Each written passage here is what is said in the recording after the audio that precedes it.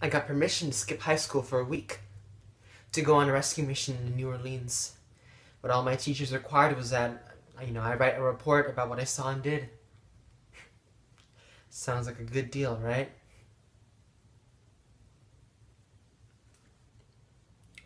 I arrived in New Orleans to the sounds of people screaming for help. But it was too dark, and the police, they wouldn't let us in.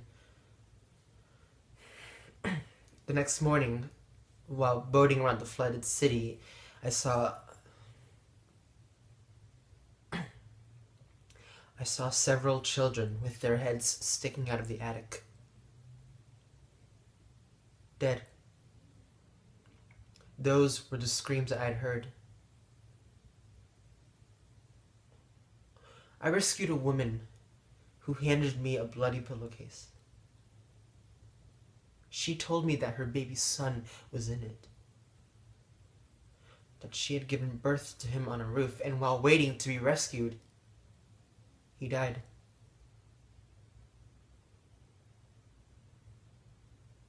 I saw dozens of bloated bodies float past my boat, and I almost threw up in the smell.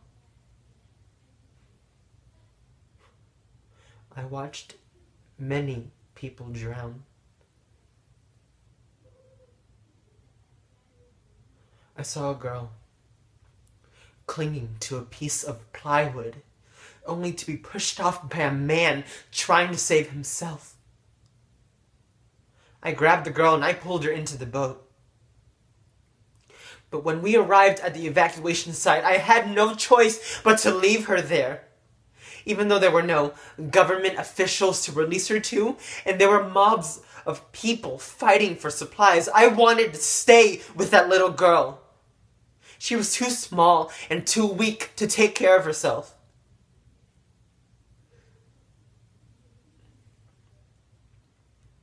I have to take medication to help me sleep now. I've yet to write that report.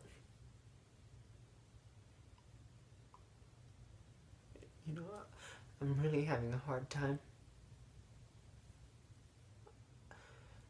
I know we couldn't save everyone, but I will never, ever forget the screaming.